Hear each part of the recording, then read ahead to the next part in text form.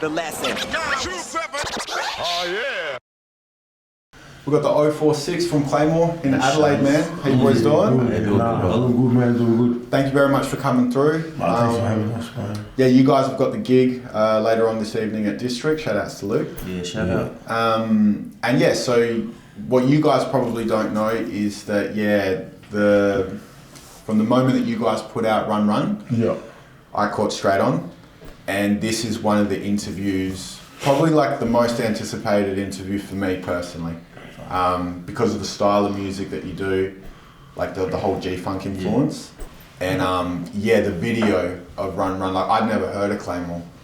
And then I seen the video and I was just like, who the fuck are these dudes? And where the fuck is Claymore? And it just brought a lot of, I was very curious. Yeah, there was a lot of people thinking the same thing, like I kind of feel like you guys have put, for lack of a better term, Australian G-Funk sound on the map, and you've put Claymore on the map. I'd never, when Cursor come out, I'd heard of Campbelltown, and certain dudes, like it's a hip hop thing, like NWA, Eazy-E, they put Compton on the map, and I kind of feel like you guys really did that with Claymore. And so I guess, 2019 is when the first joint drop, Run.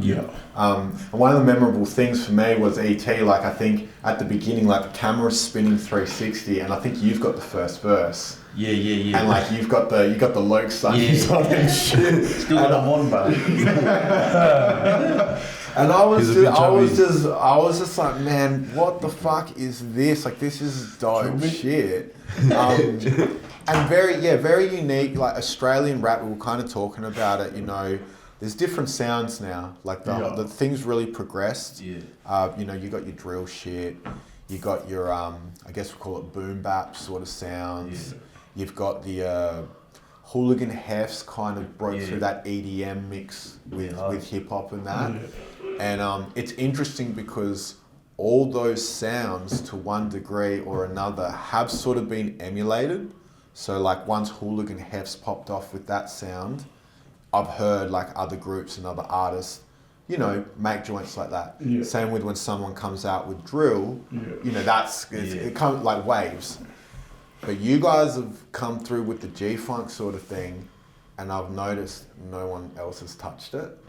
And I kind of feel like no one's touched it because it's so unique here that if someone else touches it, it's gonna look, it's just gonna look like biting. It's just like they're just copping the 046. And also, I don't think it's a sound that just anyone can do. You know what I'm saying? It's 100%. Like you guys are obviously really into G-Funk music. It's like real hip hop. It's real hip hop. Yeah, and I bet you guys have either brothers, parents, or yourselves have Tupac CDs, Dr. Dre CD. That's what I noticed straight away. I'm like, these dudes, I bet you grew up on the exact same shit that I grew up on. But I never thought I'd hear that sound coming out of Australia. I could never visualize it. It was only because like I was listening to that type of music. 100%. When I found out about Tupac, I tripped out. I was like, wow. 'Cause I didn't listen to music like when I was younger. And I got older and I was listening to music and I was like, wow, these guys are mad. You're pulling it off real good, and that's why like I've followed all the singles and the albums and pretty much the majority of the stuff that you guys have done to date. Like I said, like I caught the first time that you guys came here, maybe a year-ish ago at Lion Arts. As soon as I seen that you guys were coming, it was part of that. You guys had a pretty big tour from memory, and I was just like, I have to see this live. Like I've heard the records, I've seen it on YouTube, but like. Now I need to actually see it live, and it was dope, man. It was real good. Much love, man. So look, as someone who is from Adelaide, I know nothing about Claymore other than what I've learned through you guys. So I guess before we even talk about the music, can you tell us a bit, because I think you guys are brothers and you're cousins. And are you? Our dads are like cousins, first cousins. Okay. So it's like family. I've got grandmas and sisters. Right. And then so are all of you guys grown up in Claymore? Yeah.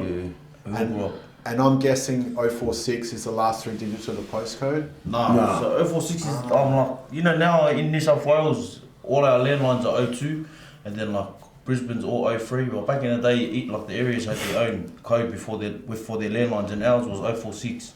So every number started with 046, and it's from like the 80s. Like they just used to always say 2559 046 because 2559 So the postcode and the phone number. So we were just always repping it as kids, like growing up, and then we were trying to think of a name, like, because we were going to do 2559, we're like, nah, fuck, that sounds stupid. And then we're like, fuck, 046, and then we're like, yeah, that's it, that's the one. Like, it just sat good with all of us, so we're like, yeah, that's the one. You could have been something way different. Yeah, right. So that's actually the number for the phone. Yeah, so back in the days, everyone with their landlines will start with 046.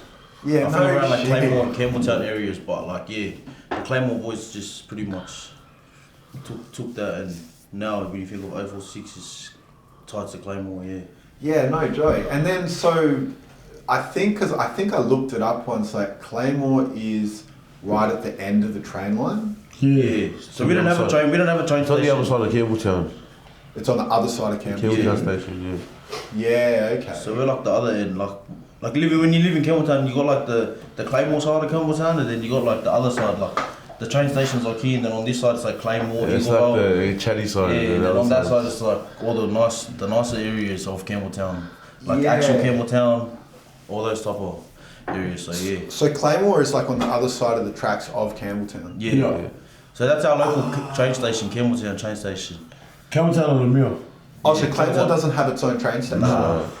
Oh, no shit. Yeah, so we're just like a little suburb, you know, compared to like all the other areas around us. We're pretty small.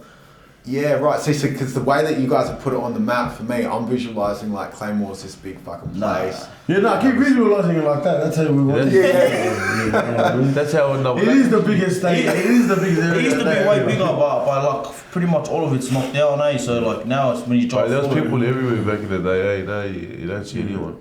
Barely anyone. You And drive then, through it and you'll be like, what are these guys repping? This is where they grew up. But like, nah, it wasn't those houses. You'll see the old houses if you drive through them. And so you guys all grew up in Claymore, and I guess West Sydney has a reputation for being, you know, rough. Yeah. I've caught on to that from listening to the music. I kind of feel like, yeah, Cursor put Campbelltown on the map.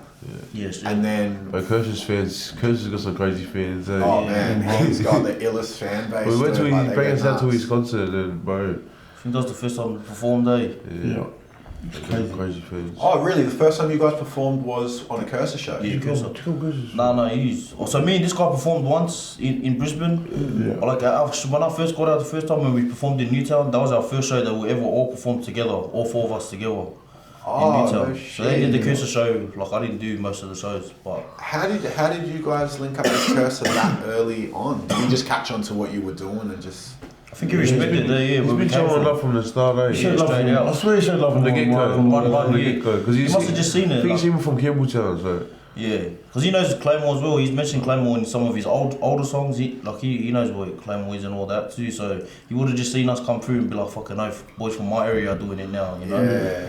Because it was mostly just Mount Druitt, the 1-4 boys popping off, and then everyone. And then in Melbourne, HP, shit like that. And then, you know, we came from where he came from, so it was more that mutual respect, you know. Yeah. No one was really putting on around like our areas, you know. We sort of like started our own pathway and stuff. Yeah, nah, definitely. Like I said, I ain't heard of Claymore until I checked your shit. And Yeah, straight up from the first song, because I think in the intro, there's like a disclaimer of some sort. Yeah. And then like there's like the news. We used the news reports on that actual night, Yeah, it was crazy. Yeah, that night was a crazy night, yeah. Yeah, because I watched the interview that you guys did with Forte. Shout out to Forte. Yeah, shout out Forte.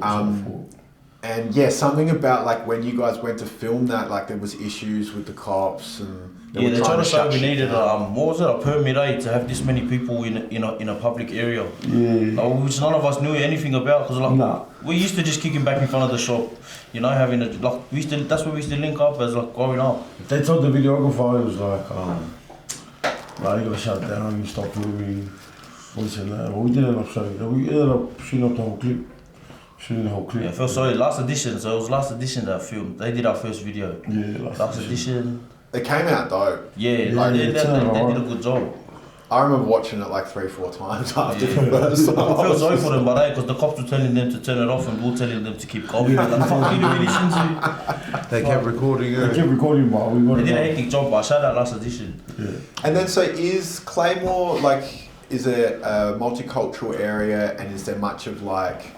It's pretty much multicultural. Yeah, it was multicultural. Way back in the days, it was way more multicultural than what it is now. Yeah. They moved a lot of people out. But even today, bro, it's still very multicultural multicultural. Like, But like back in the days when our dads were growing up, it was way more. You had your Arabs, your Asians, Islanders, even your Aussies. Like everyone stuck with their little groups, but everyone, you know, you're from Claymore. Everyone knew everyone. But everyone, like, you know, everyone was good with each other, and that's just the way it was. And then, like, when you look at, I mean, I guess you could call it, respectfully speaking, a lower socioeconomic area. Yeah. When you look at areas like that all across the world, it tends to come with, like, you know, the gangs, the crews, the drugs, the violence. I'm going to assume that Claymore is similar in that sense. Yeah, it's just as bad as any area, I guess. Like, but then again, it's just as safe as, you know.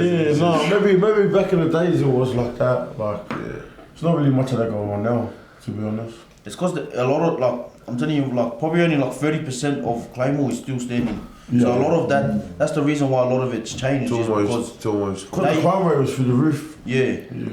Now you drive through there, like there was a stage through Claymore that buses, taxis, pizza deliveries, they weren't allowed to drive through Claymore past 6 o'clock. So like that was their schedule, that like if they know past that time they can't go to Claymore. Like it was that bad back then, you know. And you guys were around in that time when it was like that. No, this was even before us. This was our dads and that. This was like our dads and that. This was like us, we like before it existed. That rule stopped when we were a lot's changed in our generation. Yeah, a lot's different. It's nothing like that. A lot's changed, but the morals and what we stand for is still the same as back then. Yeah. And so, what sort of era, like, I'm gonna guess then, when you guys are like in your teens, 15, 16, you know, when you sort of start mucking around and like experiencing the world and shit. Yeah. Was that like, what years was that? Was that like mid-2000s, like 05, 06? I'm only 22 now, what? I'm only 25. Yeah, I'm only 22. Only about like 5-6 years ago. When you really think about it. Oh, wow. 5-6 years ago. I'm pretty, Yes. No, me, like 11 years ago, We're talking around like 2014, 2015. Yeah, 2016, around there. Okay, so now we're talking. Yeah. So by that time, you reckon that it had cleaned up a lot, or it was still pretty rough around Like cleaned that up, time? but then like not in the still, same way. Like it was still the same. It was just like it was like different. I don't know how to explain it. Like it was still the same. There wasn't really much gang violence in Claymore at all going on. Like the police labelled us as gangs, but fuck to us. It's just we're cousins, you know. We got everyone knows everyone in Claymore, so it's just a big family. So there wasn't really much gangs going on because it was just that if you see, obviously for like, you know, growing up seeing one of the boys getting his chop, like you're not gonna just stand there because that was a no go for, especially going up to Claymore. Like even our dads like drilled that into us. You never leave one of your, especially family. You never ever leave them hanging. You never leave them behind. You never. You know, because you'll get a hiding for that. Run, that's the first joint. That's on like 5 million views now, by the way. I don't know if you guys realise. I think on YouTube, Yeah. So I checked all the numbers before the interview, and I was just like, and you've got a few joints that have clicked over 1 million, and like I'll highlight that as we go along. But so that was the one that you first come out with. I'm sure that's the one that caught everyone's attention. Yeah. Definitely the one that caught my attention.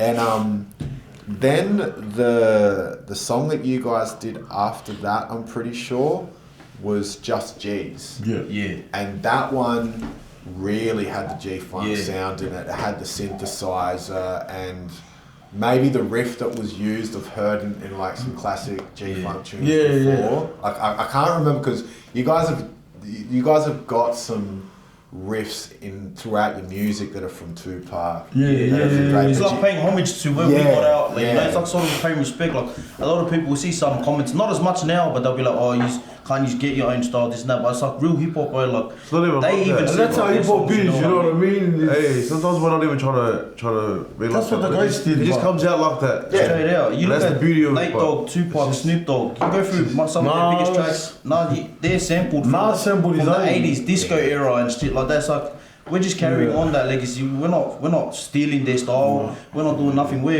you know, we love that music, so we're like, you know what, like it's an honor to be spitting on that shit. You know what I mean? And for people to receive it how we want it to be our own received. style, if anything.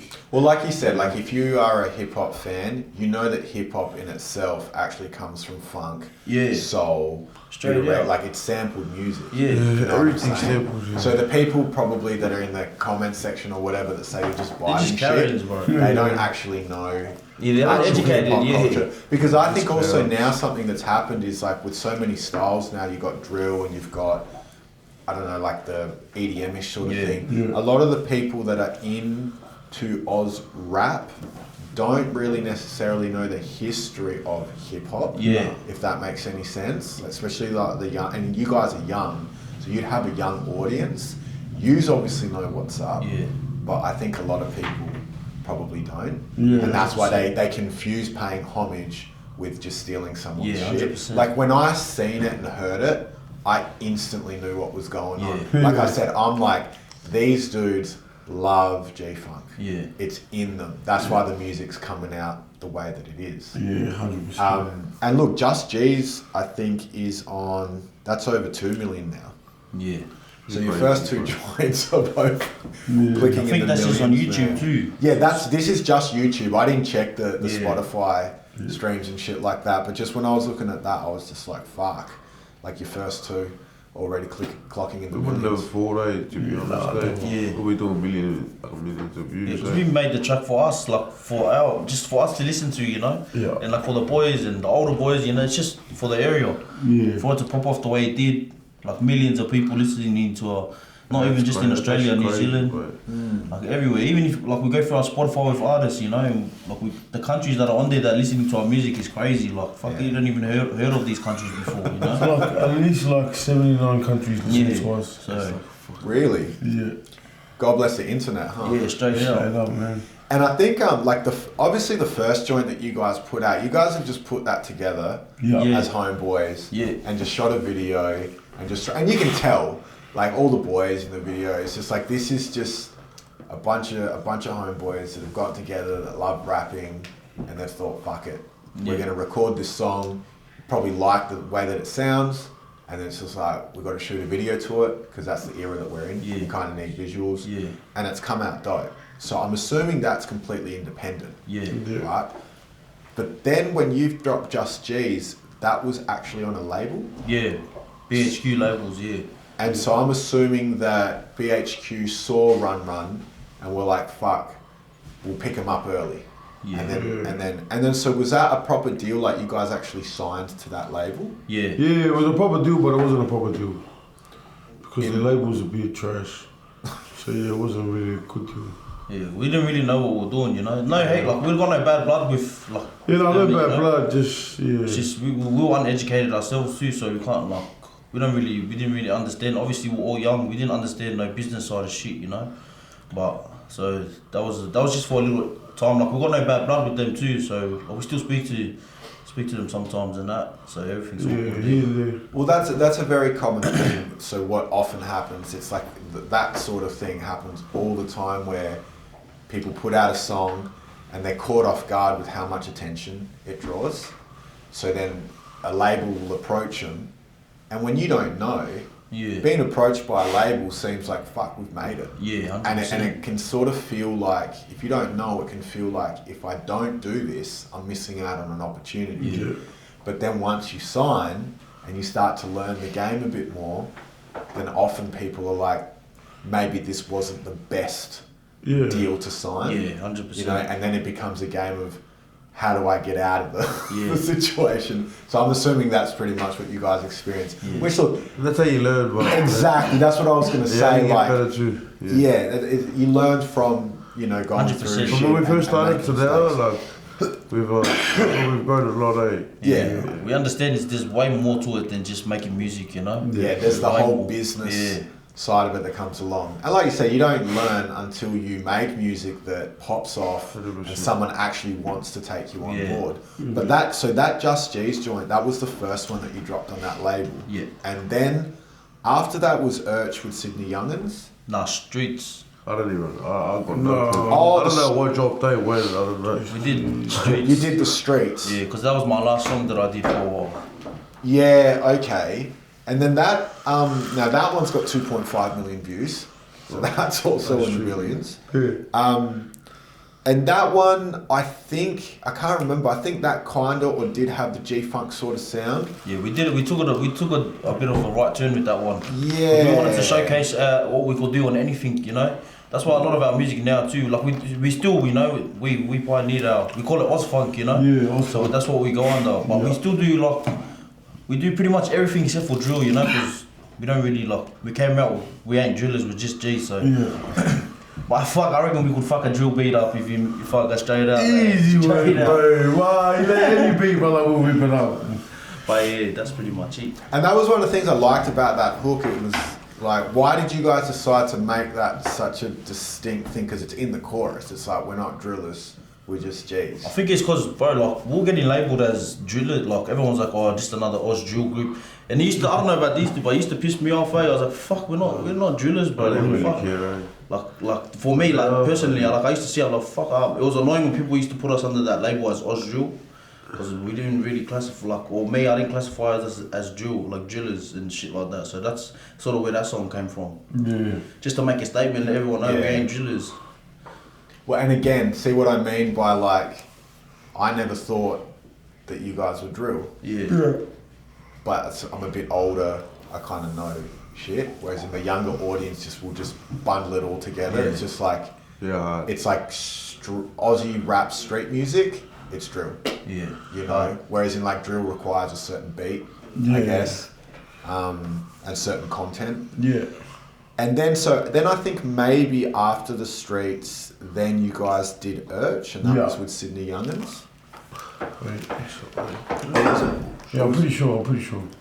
And now I'm going to guess the collab with Sydney Young'uns happened because they were also on the same label. So at that time, you guys were like label mates. Yeah. Yeah, and from memory, now that had a completely different sound. Yeah. That wasn't on the G-Funk tip. That was like, Yeah, that was like true. yeah, it was. It was trappy and... Yeah, it was just different. It was just a little bit more like what you're sort of hearing at the moment or at the time, but it was still dope. Yeah. And then maybe after that, I think the last song that you guys had on that label was Recognition. Yeah, with the 5'9" boys. No, the last song we had on that label was I don't know, Last Camera Action. You sure? Yeah. Yeah, okay. But so therefore, it's around that time that's when you guys have left the label. Yeah. Now, how difficult was it to leave the label? Like when you guys signed, did you have like a situation where it was like, so sometimes people will be like, they'll sign to a 2-album deal, they do their 2 albums and they get out. Did you guys have a situation like that so it was clean and simple to get out, or was it like difficult to get out of that situation? Well, shout out to Moso, Toronto, man. Long live Moso. Nah, he got us out of that deal real quick. Just got him to sign some papers and yeah, it was like that. Yeah, okay. Yeah. So it wasn't too difficult to get out of the situation. It was pretty easy. The deal was shit anyways to begin with. It wasn't even a proper deal.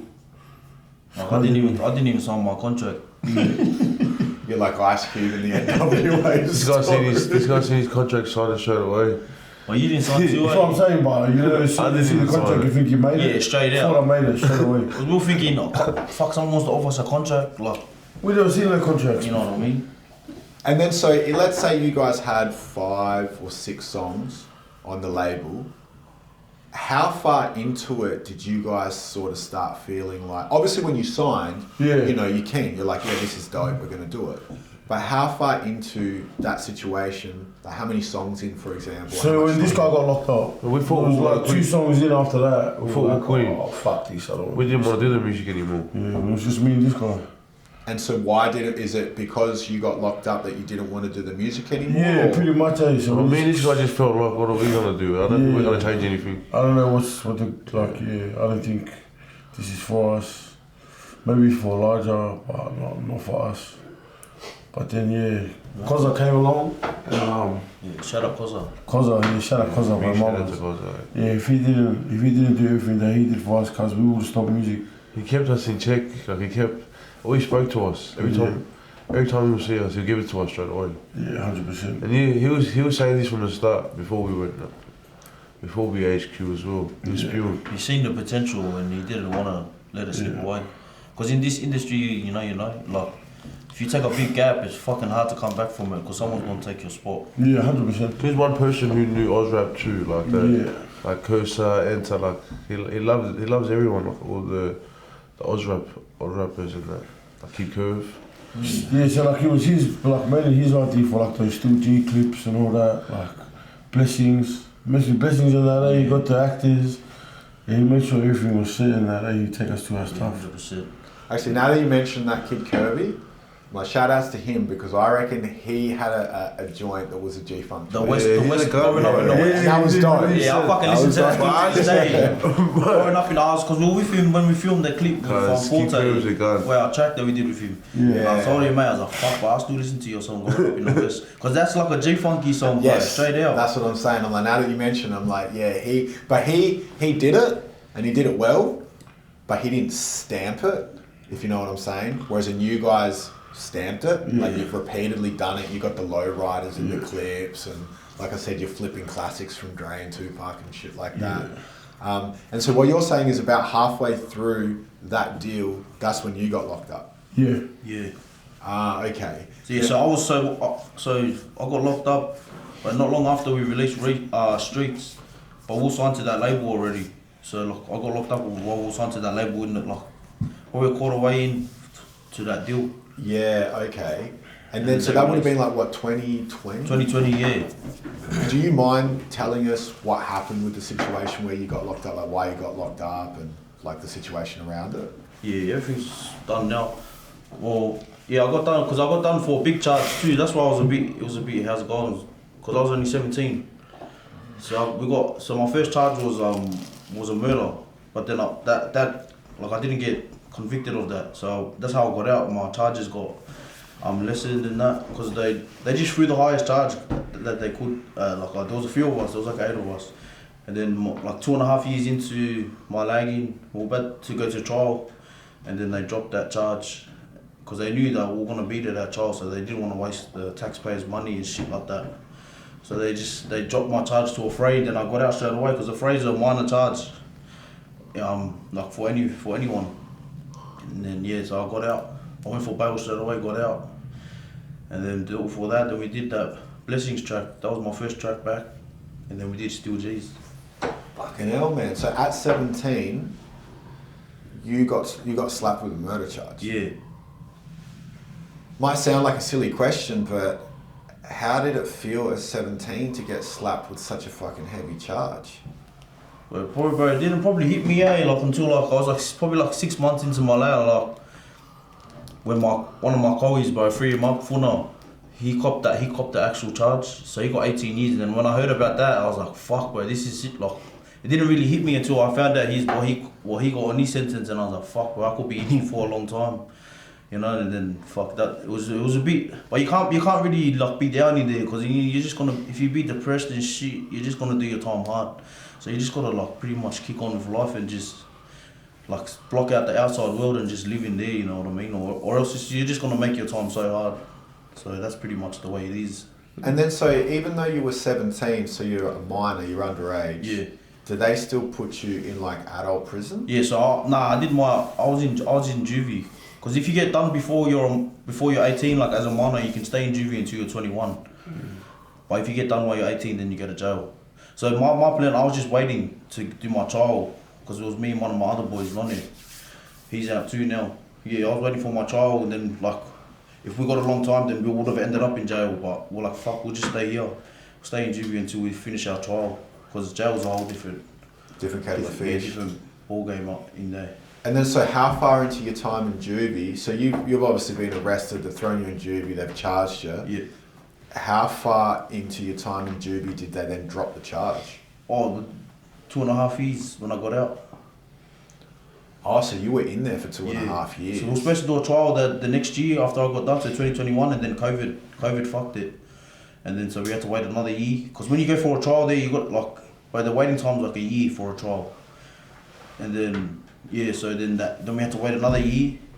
And then just before, like literally our trial started, and like I was supposed to start, but then they started doing negotiations to drop the like plea deals and stuff. So there was like 6 of us, 4 of us got charged for free. My Colin on there, he got manslaughter, and then obviously Funa, the oldest one, he got done with the M charge. So he's still in there now. He won't be out for a while. So yeah. How did it feel to get out and have it all put behind you? Bro, straight out was probably one of the best feelings I ever felt in my life. Like people will know, like when you get out of jail, like or juvie, like it's crazy, bro. It's one of the best feelings, bro. Like I feel like, you know, I'm ashamed to say, like I was tearing up in that scene, like all my loved ones there and that, because especially like for how long I could have actually been in there. It's like it's a blessing to be out here, you know. So yeah, that's pretty much that. When you got out, you dropped that joint. Blessings. Yeah, and we'll get to that, but I got to then bring it back because there was a whole bunch of stuff that happened while you were locked up for that 2-year period. Yeah. And like you're saying, it was like halfway through that record deal situation. So he's been locked up. You guys started to lose a bit of the, you know, the drive or the confidence to do the music thing. Yeah. But I thought you did a really good job at keeping the shit together. No, straight out they held it down. Because like I said, I was watching the whole, you know, and I noticed, I'm just like, okay, so you've been locked up. And I was a bit like, you know, I don't know you, I just know you from the videos of the music. And I'm like, no, not the dude with the sunnies at the beginning of Run. Yeah. I was just like, fuck, you know. but They're like, you said, not the fat one. Show me. But he was pretty chubby back then. But yeah, I as I was watching it, one of the things that I thought, like I said, we'll get to it. I thought that like, you know, because I think at the beginning of that video, it's like you getting out and, you know, your homeboys welcoming you back and shit. And I was thinking like, it must feel good, not just to get out, but to get out and to see, you know, the crew, what they've done while you've been gone and 100%. The way they've held it down. Because I imagine it'd be very easy to just give up and say, you know, fuck this. Yeah, like how many rap groups started and gave up 6 months later for whatever circumstances that wouldn't be anywhere near as full on as what you just, you know, what you were just talking about. But so then that's happened halfway through the label deal. You've managed to get yourself out of the label deal, and then I think the next join was My Hood, and that was the first one with DJ Sefru. Yeah. And that's real G-funky. Yeah, I remember that track. When I heard that track, I was like, fuck yeah, they're back. You know what I mean? So were you... I was still locked up when they released that. But were you still able to know what was going on? Yeah, because they were getting radio play on Triple J and shit. And you can hear the radio from inside. I would always play it Thursday nights. So, and they're like, I already knew, like, especially if they told me a song was coming out, I'd be like, yeah, it'll be on Triple J tonight. Yeah, these guys sometimes will be like, who's gonna send me a verse? I'll do a verse. Yeah, he talk. But then it was good that we saved it and we waited for him to come out. Because we were gonna do a track for me inside, and then they sort of said like, also I reckon like it'll be better like when you get out, like build the momentum up, you know, like build the momentum. This guy wanted to jump on all the tracks that we made. Like, in my head I was like, fuck, what if I don't get out? But now how did like that one, because I put kind of like marks and stars next to the joints that I really like, and that one I got a double star on it because that was super G-funky, right? And it DJ Sefru, like that was the first time I'd caught onto his production, and now that I'm more familiar with it, I personally rate him really highly. Yeah, he's a gun. Shout out Sefru. Yeah, I think he's right up there. He's alright. He's alright. Now that joint's on 1.4 million views. How did you guys hook up with him? Like, how did that? So he did Run. Yeah. Oh, so you guys actually knew him from the... He didn't make that beat. No, he produced, like, we recorded it. It wasn't really like him, it was just like I said, like, Sammy Heat made that beat. Shout out Sammy Heat. He was one of the boys from. Yeah, shout out Sammy. Sammy Heat he did all 3 of our first tracks, I'm pretty sure, eh? Yeah, he did all 3 of our first tracks, Sammy Heat. He's from our area as well. So he made the beat, but Sefru like produced it. Yeah, because he was tied up with Pistol P and Enzo, and I'm real close with Enzo. So then they hooked us up with that first session to go to Sefru, because they were already working with Sefru. And then we didn't go back to him for the two Just G's and Streets. And then they went back to him for My Hood. And then, so what made you go back to him for My Hood? Oh, it was just a good vibe there, eh? Yeah. And I remember, like, I wanted to go back to him for ages. But, yeah, things weren't working out at our record label. Yeah. That was probably one of the reasons, because we felt like they were trying to take us on a different, we didn't want to go. On a different path. Like, we wanted to go work with Sefru, he didn't want us to go work with Sefru. Oh, yeah. Like, it just wasn't, like, we didn't mix with each other, you know what I mean? It's like, not bad blood, it's just they had one vision for us, we had a different vision. Creative differences. So like we wanted to make sure we... I don't even think they had a vision for us, to be honest with you. Yeah. Whereas in you guys had a pretty clear vision. No, we didn't even have a clear vision of what we wanted to do, but now looking back at it now, it's like, yeah, they had no vision or direction, but we didn't know what we were doing either. So it was like... The blind leading the blind leading the blind, eh? Like, what's the point of this? You know what I mean? Yeah, okay. Yeah. And then obviously then you get locked up and it kind of all feels like it's just not going the way that you are hoping to go. Yeah, but you've gotten out of it, you've clicked back in with Sefru, and that joint's on YouTube is sitting on 1.4 million views. Yeah. And then I think the one after that was Free Up featuring Melbourne. Yeah. And again, that joint in the video has a disclaimer. Now, I noticed these disclaimers starting to come out. I think maybe the first time I saw that was on a HP Boys joint. But what makes you guys put that shit out there? Is it because we used to use it for like so the cops can't use shit against us? Eh? Yeah. Just in case they ever try to come pull up to anyone else. And because everything that's in the disclaimer is true. Yeah, hard. And then so discretion is advised. So don't blame us for your kids fucking running around. Hey, yeah, we told you at the start of the clip, mother. You know what it was. Don't try to tell us you don't know what it was. You knew what it was. That's why you read the terms and the conditions, mate. Well, I actually paused it, man. Because I was just like, what the fuck? Because again, like Ozrap's changed so much. Yeah. Since. You don't really see it as much. It's very intriguing as well when you see it, you know what I mean? It's in red. Yeah. It's like a fucking warning sticker. Yeah. And I'm like, what the fuck's going on what here? Is like, hold on, let me pause it real quick. Yeah, 100%. But now that joint features Melbourne. Now, how did you guys link in with Melbourne? Oh, I've been pretty like close with Melbourne for a while, eh? Shout out Melbourne, man. He's the man. Shout out Melbourne. He's humble, man. It's just all through the music, I guess, eh? Like, you make those connections, you network. Yeah. It's just pretty much... Nowadays, we've got social media, you know, like... you start to follow, just follow them, like, fucking oath, like, you start chopping it in and that. Yeah, because straight up, that Free Up track is ahead of its time, I reckon. By a long shot, bro. We dropped that real early, bro. So that was one of our first tracks that we ever made, like, straight out, but we didn't like record it in that, but we had that track for ages. Because like where Melbourne is, I'm usually on that because I was fighting cases in that, like it was a bit red hot. We had to take him off. It was a bit red hot to be on, like, especially a track like that, you know. So it was like I just didn't want anything to affect, because I was fighting such a big case. I didn't want anything to affect me in court. Yeah, because these days they fucking use your lyrics, everything against you in court. Yeah. Like, but I think there's sort of something going around now where they can't really use your lyrics against you. Oh, really? Anymore, yeah. Yeah, no shit. But yeah, that track was there for ages, like before we even recorded Streets and all that. Yeah. Run was the first, but like after that, like we had that track there ages ago. Yeah, okay, and then because you're in your situation, you're staying off the radar. Yeah. So then I'm guessing you guys reached out to Melbourne and said, do you want to jump on this? Yeah. And he got back to he sent it back like straight away. And because he was saying to us, he goes, so Melbourne doesn't really just jump on anyone's. But he played it in the studio and all the boys were like, so you gotta jump on this. And even he was like, yeah, I had to jump on it. He jumped on it. And then fast forward the clock, I think it was October of 2021. And I remember this one clearly. You guys probably don't remember, but off the back of this single, is I interviewed you guys live on the phone, and it was We Ain't the Same. Oh, We Ain't the Same? Featuring NTER. Yeah. And that, like, yeah, man, when I heard that, I was like, I don't know what it was about it, but it was probably the beat. Like, I love the beat. Yeah. But also I thought it was like a very interesting collab. Because like 046 in Melbourne, yeah. You know, 046 and Sydney Youngins, yeah.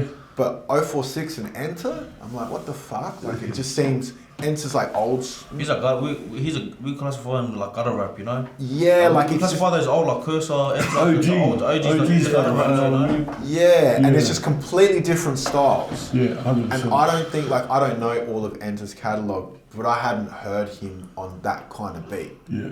And it was just like a bit of like, it was like a clusterfuck, but it worked. Yeah. I was just like, wow, what the fuck? And I remember I played it a few times, and after the second, third time, I was just like, yo, this is dope. Yeah, no, because as soon as I heard the beat, I already knew that I wanted to get him on that track because I heard his voice on it. And even my manager, because because at the time he was like, so I don't know, you reckon Enzo will jump on his beat? I go, fuck, he'll jump on anything we send him then, and then he'll jump on his beat and he'll come hard, you know? And that's the first time that he's ever jumped on something like that. He was saying. Yeah, that's what I mean. Saying, like, yeah. And he said, like, he called me, he goes, "Also, fuck, you came hard in that track, bro." He's like, hold up, I'll call you back. Boom, send me his verse. Like, I've never heard him come out, like, with something like that, like, with that much energy in it, you know? Usually he's laid back, like, when he raps in his tracks, stuff like that. But he just had to match the energy, you know, in the track, and yeah, he did it justice, eh? That's what I mean, like, I don't know his whole catalogue. Yeah. But like I had to, like it sounded dope, but it was just like, what the fuck? Like, what's going on here? Like, it's just different styles, but it works. Yeah. And after the second or third spin, that's when I was just like, yeah, this is butter, man. You knocked it out the park with that shit. And then that's when I reached out and I was just like, yo, you've got to get an interview with you guys live on the radio. Now, did you guys have a previous relationship with NTER or? Nah. So how did that come about? You just randomly... Oh, wait, with the track? Yeah, we had a previous relationship, like, he just started talking to us, and I forget how it happened, because now he's just like a brother to me, like, I talk to him like a normal mate now, so, yeah, he always calls me, like, every 2-3 days. He's the man. Because he's like, I guess a lot of them would regard him as like, he's like... OG GOAT status. Like the godfather of gutter rap, do you know what I'm saying? Like, 100%. He was around, like, because they've got the Trap Runners crew. Like, Searchers. He was, like, I He know... was the first Aussie rapper that I actually listened to and I didn't mind it, like, what, as a kid. I used to listen to Tupac and all that, and I heard him, I was like, fuck, I didn't mind it. Like, the other ones I wouldn't listen to it again, but I used to always, him and his song with Sky High. Yeah. I used to listen to that song with Sky High. Yeah, wow. Because, like, Cursor kind of, like, I don't think he would, I don't know if he ever did, but I don't think these days in particular he would consider himself gutter rap.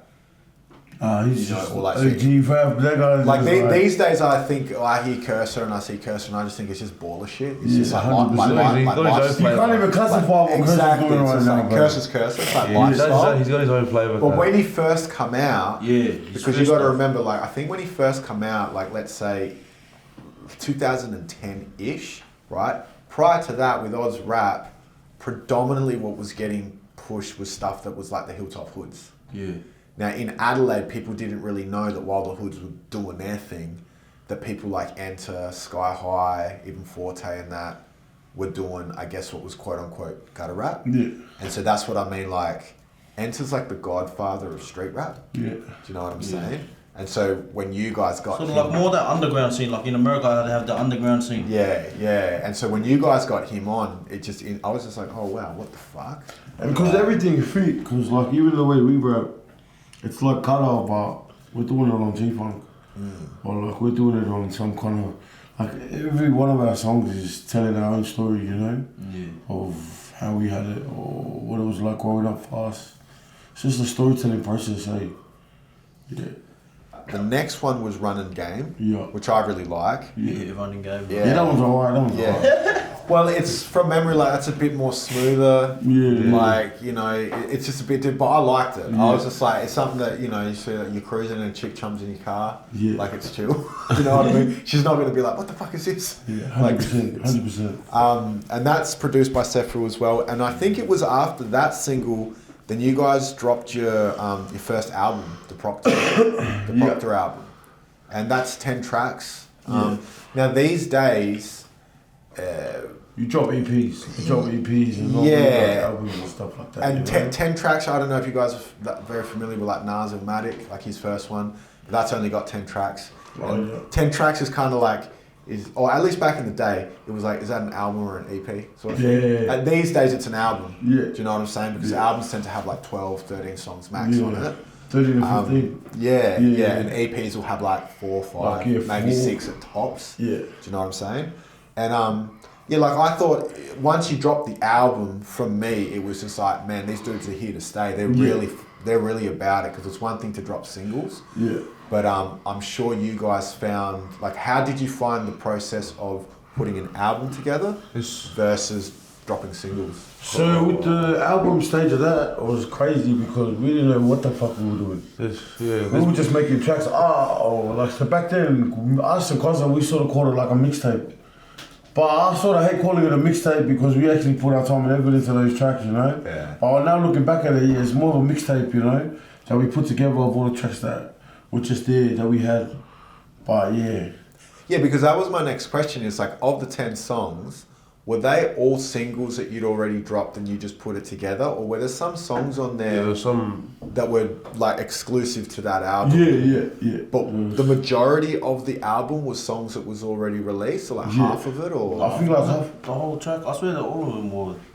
No, I think like half of it. I think half of the album was already released in singles. Yeah.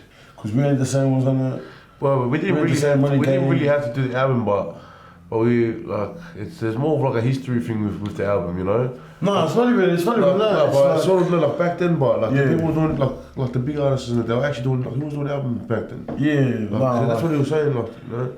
But I didn't even want to do albums. I just want to just pop out singles. You're bringing the fan in. I know. You're bringing the fan in. Like now, you can drop your singles in there, but when you drop an album, it's different. It's a different kind of feeling for your fan. It is. Well, I mean, for me, I was like, because like I said, there's so many groups come and go.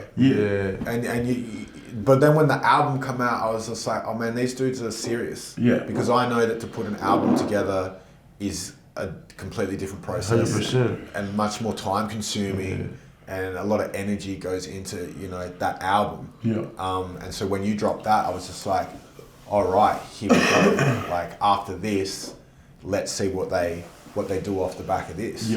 And then I think the first single that you dropped after that album was "Leave Me Alone" featuring Lissy. And Lissy, that was a back-to-back drop that week. That was a week drop. So it went "Leave Me Alone," and then it went "Paid Our Dues" the week after. So literally 6 days apart from each other. Really? And I remember too when we went and recorded the songs with Lissy, and they were like, "Oh, we told them we're gonna do that," because me and Koza and that, Koza, we were talking about it, and Koza's like, "Yeah, we so fuck it, bro. We can drop a song week apart." I'm like, "Yeah, 100% we can drop a song." Koza already stamped it already. Yeah, Koza already stamped it. We were like, fucking us. No one's doing that. No one's doing that. We're already going with it. That's all. Bro. It. People usually wait like a month before they drop their next release, you know? We're thinking, fucking 6 days, bang, we'll drop the next one. Boom, what do you know, bro? Dropped it 6 days after, guys, both the songs went off, bro. Both songs went up together. Bro, but Lissy, I remember Lissy, and they were like, no, also don't do that. Don't do that, that's unheard of, you know what I mean? We don't do that, I'm thinking in my head. They're both bangers. We're gonna still do this shit. Both songs are bangers and they're dropping back to back. It's like, don't do that. Well, because usually people want to give ended up being audience, a good thing for us, but... usually people want to give the audience time to digest one song, get the most out of it, and then drop the second one. But obviously you guys... this is the first time we done it. That was the last time we done it. But we'll do it again. We're going to do it again soon. That's the type of shit we'll do, you know? 100%. Now, Lissy's a big name. You know, he's one of the biggest names in Aussie rap, in my opinion. How did that collab come together? So it was like we asked him for a collab and that, and he was coming to do a Sydney tour, And then he needed some fillers for his Sydney tour, like before he came and headlined his Sydney show. So just some acts before him. So he asked us to come do that. We said we come do it like just do it for the love, or we'll do it for a feature, you know. Yeah, like favours. Yeah, we'll come and do your stuff, show yeah. if you can feature on one so of them. we went and did the show, boom, sent him the Leave Me Alone track, and we had the track. But his words, I don't think he thought anything about it. Before the song was a song. So right? we were only supposed to do one track, yeah. But then I had paid our dues in the back of my mind. But I was gonna send it to the West, but I didn't think Lissy was gonna jump on it. But I sent it. But Lissy was the first one to finish his verse for the paid out dues, and he already sent back to Leave Me Alone. And I was thinking, but we got 2 songs, 2 features for me, shut off the back, but we're dropping them back to back. We're gonna drop them back to back. And then after we drop these back to back, we're just gonna fucking gun it, bro. We're not stopping. Every month we're dropping, you know what I mean? Like the work rate's crazy. So this is when Lissy was popping too, man. Yeah, this is when Lissy was popping, yeah. He was busy with him. We just got him for the videos and that when we were in Brisbane. Because we went down there to film. For some time, yeah, we just got him. So you guys didn't have a prior relationship with Lissy? It was just strictly through business and music? Strictly business. Yeah, right. Yeah. And then, so he's on Leave Me Alone. That's on 1.9 million views. Yeah, that's another one. And then, you guys have Paid Our Dues. And that's featuring the West. Yeah. That's also on 1.9 million views. So I think they were very good. I mean, the music sounds good, but just strategically, I don't know whether you guys had much strategy. Because sometimes people be like, oh, we'll collab with this person so we can tap into their audience. Or sometimes people just do it because, their style's similar to ours. It'll sound good. Yeah. Sometimes we just like linking with everyone. Yeah, like if you really look at it, like the music that we've been making, we make music with everyone. Like you don't see all the artists we've made music with. There's him, there's everyone. And not only that, we're not just making music. We're making like good music. Yeah. Like it's not just mediocre music, or it's not just weird type of music that we just picked up on the side of the road, or we actually love what we do. You know, put a lot of thought and effort goes into a track. Yeah, 100%. We don't just make a track and just let it love it. Nah, you know, like a lot of artists do that. Scenes. Yeah. That we put into our music, and we put our heart and soul into our music too. So, my favourite thing about your music as a whole, to catalogue to date, is I always judge. For me, I judge the quality of music because people like music for different reasons. Do you know what I mean? Some people like music to smoke to. Yeah. Some people like music to, I don't know, punch onto. Me, I always had this thing where it's just like, if it makes it in the car, I'm a fan. Do you know what I'm saying? Like, just because it's on my laptop doesn't mean I'm a fan. Even if it made like an iPod, that shows how old I am. Like, I might like it, but it's when I'm driving to it. What you play when you drive, yeah. That's when I know, like, whether I want to admit, whether I wanted to admit it or not. I'm just like, this is the shit because I'm driving to it. Like, a lot of songs take time to grow on you. Yeah, that's what I mean, exactly.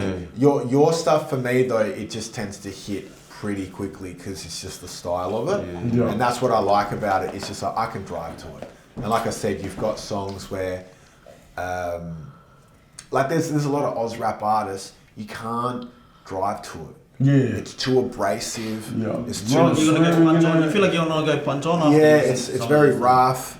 And like, it's cool. That's the style. Yeah. But like I said, like, if a chick jumps in the car, she's just like, she ain't gonna vibe to that. Are you listening to? Yeah. You know? Where like, she's gonna jump out. Literally. Yeah, it's like cock block music. 100%. You didn't put that shit on and she's like, whoa, we go back to your house?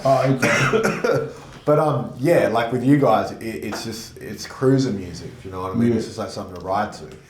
And then I think after those collabos with Lissy and the West, then the next joint that you guys put out was your solo track. I think it was, eh? Yeah, I think Blessings dropped. Yeah, Blessings dropped November of 2022. And so you've obviously been paying attention because of the radio to, you know, what's been going on the outside with the boys. Yeah. Yeah, how did you feel, I guess, with what they had done? Like, did you have any concerns of them quitting while you were inside, or? No, see, I didn't know all that until I got out, that they were gonna stop. Yeah. Like, I didn't know that.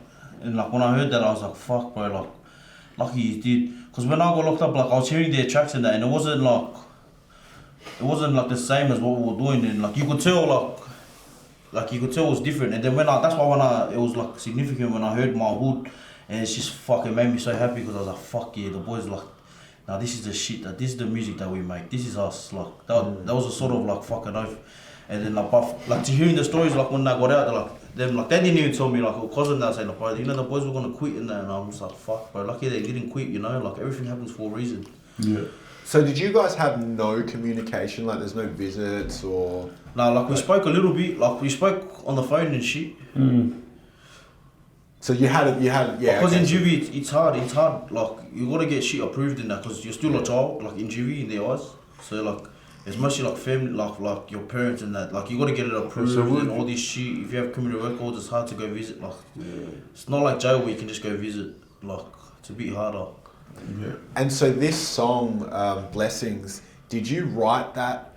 Yeah, I wrote that inside, yeah. Like when you knew you were, because from the moment you know you're getting out to when you got out, how long was that? No, I didn't know I was getting out until the day I got out. Yeah. Oh, bullshit.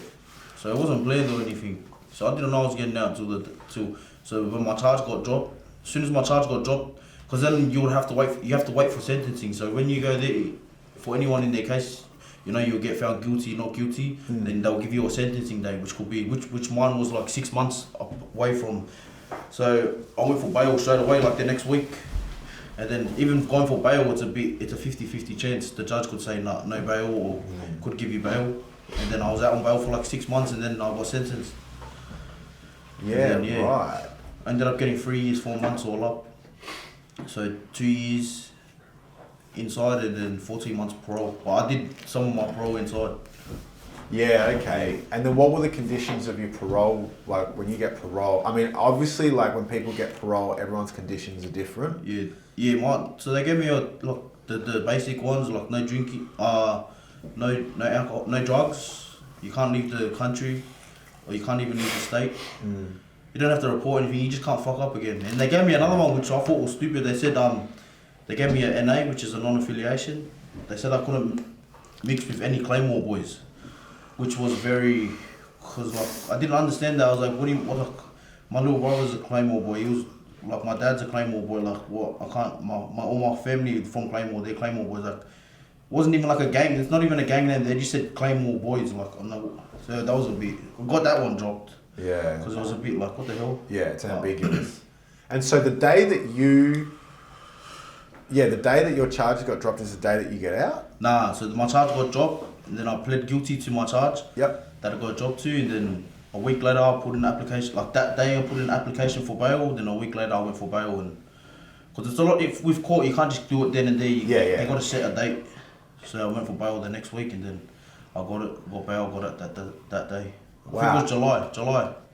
And then when you've gotten out, you'd already written Blessings. Yeah, I had heaps of tracks in them, and then it was my first studio session where the boys were like, nah, you just pump heaps of shit, like, this is your studio, it's like, you know. Catch up on what you missed out on. Like, just like get the feel back for it and that, and then Sefri played the beat, and then I just like had that verse stuck in my head, because of, like, when you write it with pen and paper, it's different, you know, you memorize it. So I did that verse, and then I was like, yeah, fuck, this is gonna be my first track that I want to release. The song after that, which was December 2022, that's Still G's. Yeah, Still G's.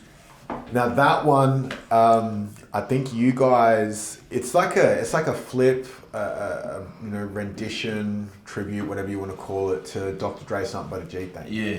And I mean, when I first heard it, it was when I was watching the clip, and I could hear the riff, that synthesizer riff. That's, you know, that. Yeah.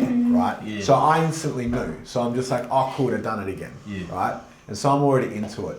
But then as I'm watching it, I'm just like, you took it one step further. Well, like the video, there's parts of the video that are actually like you know, flips of... Yeah, we got our treatment from Nothing But a G thing. Yeah, and the thing that I laughed, man, I actually rewound just this little bit a few times, was one of the most memorable parts of the Dr. Dre video was where they open up the fridge and it's just full of the 40 ounces. Yeah. And you guys actually did that. Coronas, Because when I seen it, I was like, I know exactly what they've done, but what fucking beers are those? Yeah. So I had to play it back a couple of times to be like, and I'm thinking, I'm just like, are they motherfucking Corona? Yeah, Corona.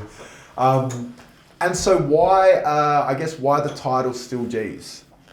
It goes at the back of just G's. Yeah. Yeah. It's just like another statement. Statement with G's. We ain't changed, you know what I mean? We ain't killers, you know what I mean? We're still being G's. It's always gonna be like this. We've been like this, and people know we're like this. You know? Yeah. And that's, you know, that's nearly on 2 million views. Yeah. So that's another one. So you guys are like YouTube platinum, if that's, you know what I mean? Like if that's a term. If it's not, we'll coin it now. And then, so you guys have dropped that, and then after that is when you guys have dropped your second album. Yeah, Rhythm and Gutter. Yeah, so you that was a big boy. And that had 26 joints on it, man. Yeah. That was big. Yeah. And I think it's got a couple of interludes. Yeah. In there and a couple singles on there too. Yeah. Released, yeah. But when I seen that, I was like, fuck. Like, because we'll be iffy, we're like, fuck, 26, you reckon that's too much? And then we're like, nah. Now that I look back at it, but I think it was a bit much. But it's something you learn from, you know? That's right. We could have split that into 3 albums. Yeah, but we could have chopped that down, bro. There was some bangers in that one, bro. That's what I was thinking. I was just like, fuck, they could have gotten 2 albums out of this. But it's alright, but you know. But it makes us work even harder now because we got to start again. You know what I mean? I like the fact that he's did it there because I'm like, that takes a lot of balls. Yeah. And like that's put the pressure on them to work more. Because like I said, like no one's gonna drop a 26-track album. That album, unless you curse someone close to it. This guy told our fans we're gonna do an album every year, so we're gonna do one every year now. So he set us up. Fucked us over. We know we're pretty easy. It's like this. Pretty fucking easy. Yeah. Coming from doing 26 tracks now, like now if we just do like the normal ones now, it's just like it'll still be, you know, but it'll be a bit easier. Don't worry, the album's coming this year, bro. It's coming this year. Wait till you hear these tracks. Trust me, the elevation's crazy. And now that album, that's the one that you guys had that big tour. Yeah. I remember looking at the dates of the tour and then looking at the track list, and I'm like, there's like as many tour dates as there are songs on the album. Bro, when I seen the tour date, I was thinking, what the fuck? Well, the first week we did 3 shows. My head was about to pop, man. Yeah, I was gonna. It was 3 shows, 3 or 4, 3. Felt good to finish on the month. It was 4 It was with the after party too. Yeah, that's right. 4 shows because I lost my voice the first week. So I was thinking, fuck this, man. I didn't even want to do the rest of this tour. Yeah, so I was gonna ask, like, how was? I mean, I can't remember how long the tour went for. 2 months. 2 months straight. And so then 8 weeks. But you weren't on the tour, were you? Nah, this guy got locked up. I got locked up again. Yeah.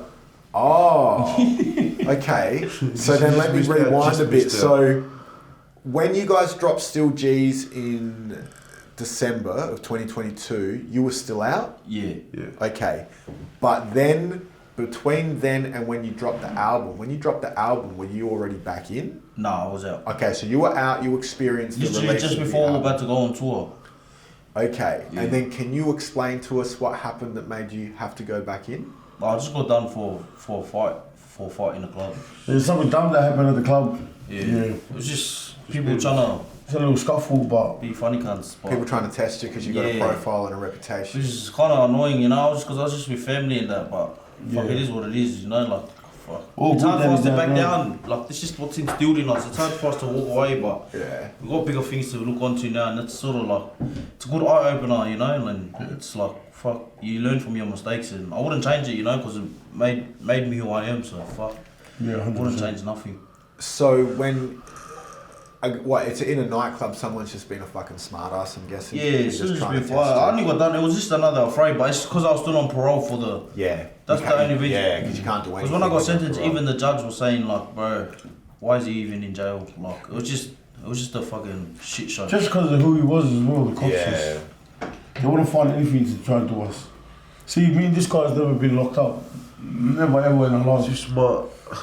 Nah, you'll never get us. You'll never get us, motherfuckers. And then, so when you got locked up again, that's just before the tour. Yeah. Now, the tour lasted how long? 2 months, 8 weeks. Okay, and how did you guys find, I mean, you're talking about losing your voice and first 3 shows in the first week. You know, bro, I do it easy, man. Easy work.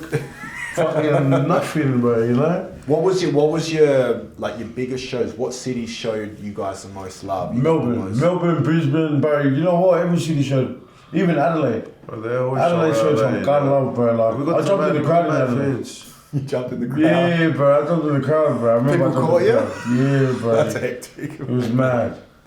So the tours lasted, what'd you say, a couple of months? 2 months. 2 months? Yeah. Now, by the time the tour was finished, we still locked up. You're still locked up. Yeah, I was in for just under a year. This again. Yeah. Fuck. He literally only just got out 3 months ago. Yeah. So yeah, he was locked up through the whole thing. So my parole for that just ended last month. Yeah. So that's why I might that's why I've been able to come here. To come and travel and Yeah. that. So now you're clear. You've got nothing hanging over free. your It's the head. first time I've been free in like 6 years. Fuck, No that- restrictions on me. And That must feel pretty good. Yeah. So now when we go trips somewhere, it's got trips out. Like. Literally, my parole ended. I think it was on the 3rd or 2nd of July, and then we had our first show on the 5th. Yeah. So I was cheering. I was like, fuck yeah. I stayed in Brisbane the whole week, you know. Had a little holiday there too after the show.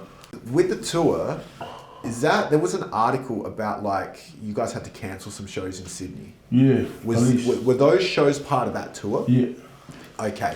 Now, we were talking about this that when I was stage managing the Cursor show last time he came to Adelaide, he told me about how now at that time they'd just introduced this thing in Sydney where for, you know, I guess acts that are street hip hop, because I think like if 360, for example, wants to do a show in Sydney, It'll be sweet. I don't think there's any problems. No. Right? It's like the police have the power to pick and choose. It's just another thing to say that they got the power, we don't. Yeah. It's just another one of those things. And And they it's can- not even we're banned from performing, it's just they put on extra fees.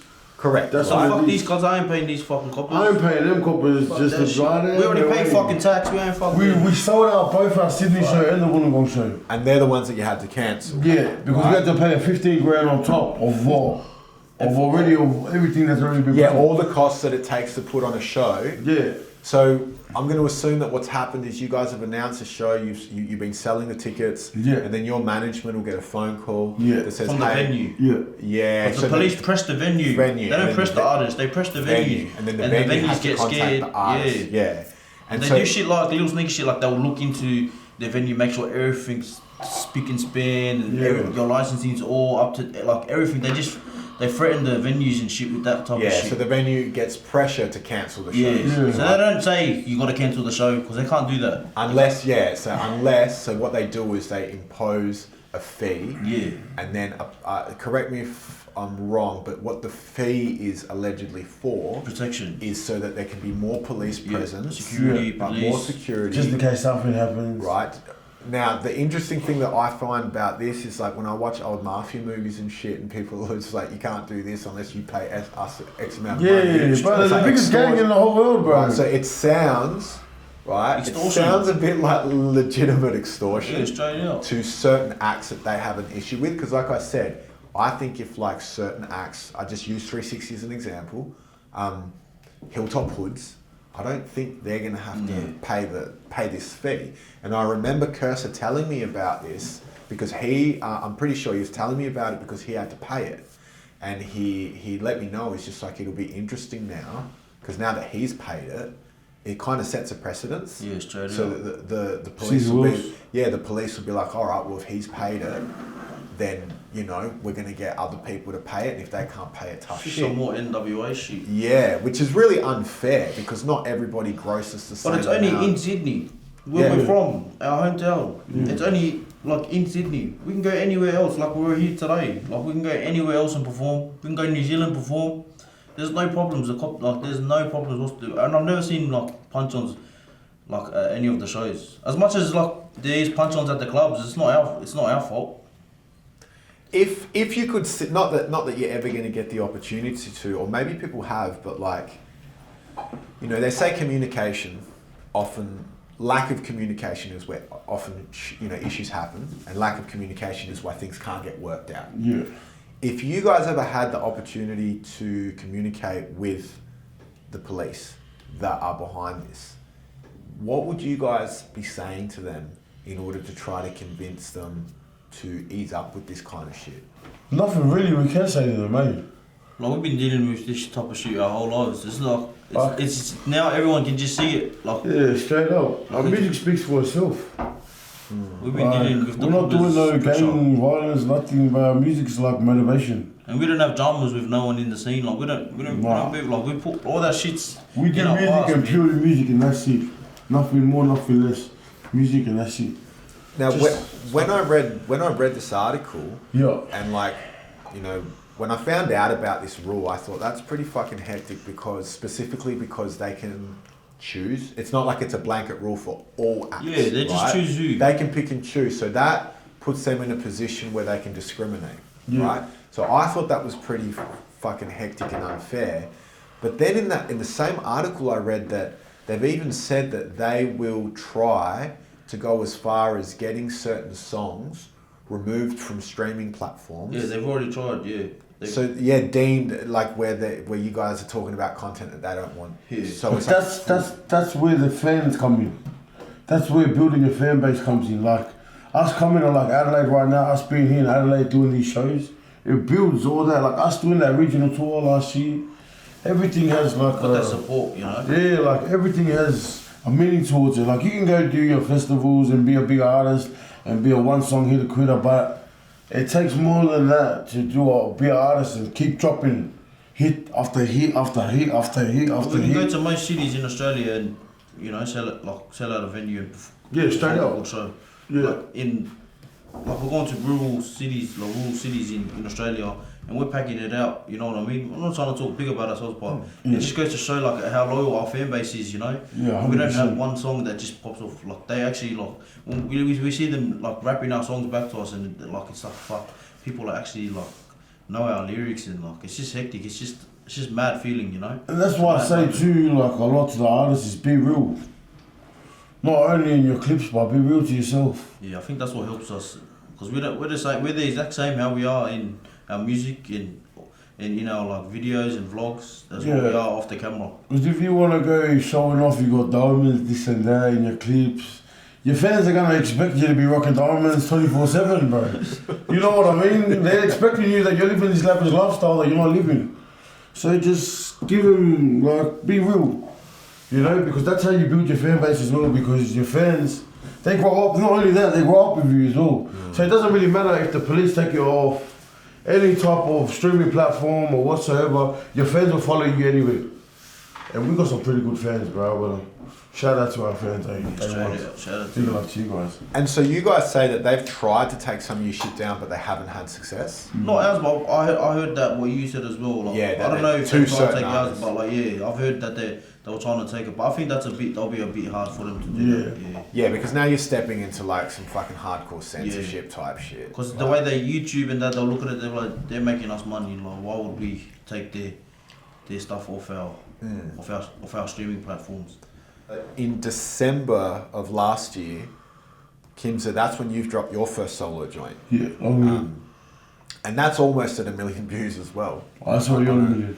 It is on 1 million? Yeah. There you go. So that's another one. Yeah.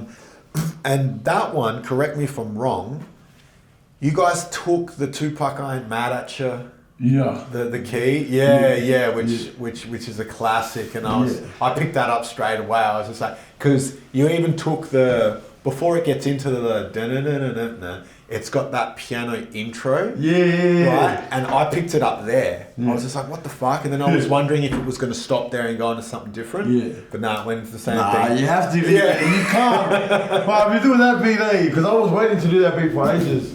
Because I love Tupac's my favourite artist of all time. Yeah, great years, my top. And that came out real good. Yeah. I was like, because when you're doing that sort of stuff, it's easy to fuck it up. Yeah. You know what I'm saying? You're touching a classic. You're under pressure when you're sampling music like that. You're like, fuck, bro. If we flop, bro, it's like you flop. It's not just a shit song. Yeah. You're fucking disrespecting fucking Tupac if you... But then to get the love we get for doing like stuff like that, Thugs Mansion, and all those tracks, Running Game, like to get our flowers for that, like for people to say like, fuck. Some people say to us that this is better than I don't want to say it on camera, but like this is better than the original actual track, you know what I mean? But like that's crazy for me to hear, like, yeah man, that's crazy for me to hear.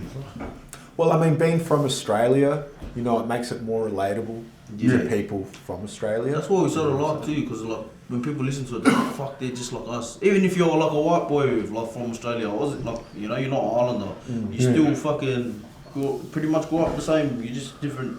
You're different nationality. Yeah, 100%. Like Australia is very, very multicultural.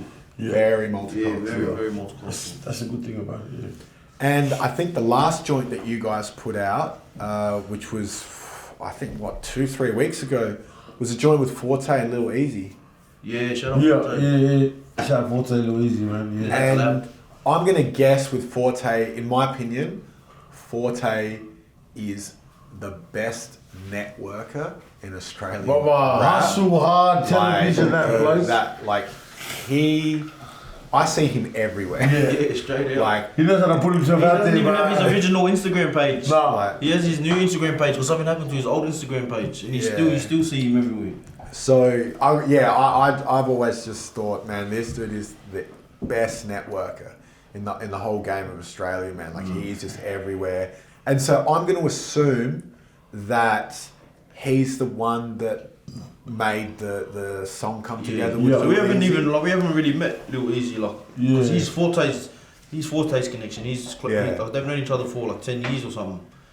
And then Forte told this guy, I'm pretty sure, and then this guy called me. He's like, so we run the track. Easy Easton. I was like, Easy Easton. I was like, what the fuck? I was like, yeah, fucking send that shit to me right now, like, cause that's what we grew up listening to like, you know, and it was just it was a mad opportunities for us, especially to try and get into the American scene and that, to get an international collab. Now, I briefly mentioned it. So you guys, I mean, you've stamped it as Ozfunk. Yeah, Ozfunk. Right? Things come in waves. So I briefly mentioned, I guess when the hoods popped off, when the Hilltop hoods popped off, we saw here everyone trying to do the Hilltop hood sound. Yeah. When Cursor popped off, we saw lots of people try to do the Cursor sound. Even, I guess, Hooligan Hefs. One group that stands out is the Brothers. Yeah. They've got some joints that, to me, is that same sort of EDM hip hop or EDM rap. Yeah. But they're not the only ones. There's a guy in Adelaide, Jab. His biggest song is like that. Oh. And so when people come out with an original sound, you often see then a wave that comes off the back of it. Yeah. I'm not too sure if there's someone in Oz rap who kind of kicked off drill. I don't know if anyone comes to mind. Okay, sorry, how could I forget? Okay, so then 1-4 is another example. They've done it, and then you see this whole drill wave come. Yeah. Then you guys have come out with G-Funk. Yeah. I haven't seen any wave. I haven't seen anyone try to. Because that ain't a wave, that's a tsunami. If you try to jump on it, straight up, you get swept away, and you can ride that wave. Yeah. And then, so that's my genuine question. It's just like, with every other sort of style of hip hop that's come out of Australia, you've seen the wave. And then with your style, there's been no wave. No. Like, can't take this style. Why do you think that is? It's very hard. Like, even, like, sometimes for us it's hard to do G-Funk part. Yeah, like, it's just us, eh? Because I'm trying to figure it out, and I'm sort of thinking, like, is it the style that you can't emulate because, like, it has to be authentic? Yeah. Do you know what I'm saying? I think it's that, and because we use the Aussie accent. Maybe if someone done it straight after us, but now if someone tries to do it now, it's like they're just gonna say, oh, they're just trying to be 046. So no one wants to get. When you're a rapper or artist, you don't want to be that labeled, or you're just trying to be him. Yeah. So maybe that's and people probably trying to find, because you got to be a good rapper. You can't just not taking anything away from those boys that do like the EDM rap and all that, but you got to actually be a good rapper, because you got to know what pockets you got to sit in. You got to do this. You got to make your hooks. It's not just a beat. You know what I mean? You make that beat. Like, so you gotta actually be a good rapper. That's pretty much all I can say. I think you just nailed it. Yeah. Because I think with drill, it's like you can pretend to be someone that you're not. Yeah. And you don't have to be a good rapper. With EDM rap, there's not as much technique. You don't have to be a good rapper. That's more on the beat and the hook. Yeah. You know what I'm saying? Whereas in what you just said, I'm like, yeah, I think what you just said, that's exactly why. Yeah. Like maybe it's just a harder thing to do. And my last question, very generic. We'll go around the table. Your top 5 in Australian rap. So starting with you, it doesn't have to be in order, but who are your top 5 favourite Oz rap? It can be groups, it can be solos, it can be new school, old school. Yeah. You know, what's your top? So I'll go Cursor, NTER 1-4. Cursor, NTER 1-4. Ooh, who's after that, bro? You got 2 more. 2 more. Fuck, this is actually hard. I'm trying to think about it. Yeah, you're lucky because you're last, so you got time. NTER 1-4. No disrespect on the other side of that. Right now, yeah, Cursor, NTER 1-4, Green Line. Yeah, Green Line too. Green Line. And one more, eh? No saying that. One more 5-9 boys. Yeah, 5-9. Alright, so there's your top 5. I don't know, I don't really. I don't know. This guy probably do the same top 5 as me anyways, man. Yeah, we all listen to the same We all listen to the same music. I want to hear this guy's top 5. Go ahead, let's do top 5. Bro, 046. You gotta love yourself. Also, we're already, I'm 5 spots, we're already 5 spots in front anyway. Probably You're not excluding us. Pistol P and Enzo. Yeah. I reckon Enzo's probably one of the best lyricists. Like, yeah. Who else? Green Line, they're like the younger boys from our area coming up now. They're gonna be the next thing to pop, I reckon. Yeah. Green Line. Fuck, who else, bro? So that's 2, you got 3 more. But straight up, if you go through my playlist, it's still all Snoop Dogg, Nate Dogg, Australia. I don't really listen to much Oz rap. HP Boys. HP Boys are good, I like HP Boys. Yeah. Some of my Hef songs too, I like some of my Hef songs. Not that I don't really listen to the EDM like, but some of his other songs they are. Bro, we listen to everyone's music, bro. Straight out, like there's not but that's probably all like I don't know. That's 4, that's pretty good. And you got like your Shelly and that, but Shelly. Yeah, shout out Shelly, bro. Shelly's a mad cunt. Shelly 219, just like. And T-Ski and Prosper, bro, they cracker. Mothers. Like full proper gun rappers. The lesson. 927. Oh yeah.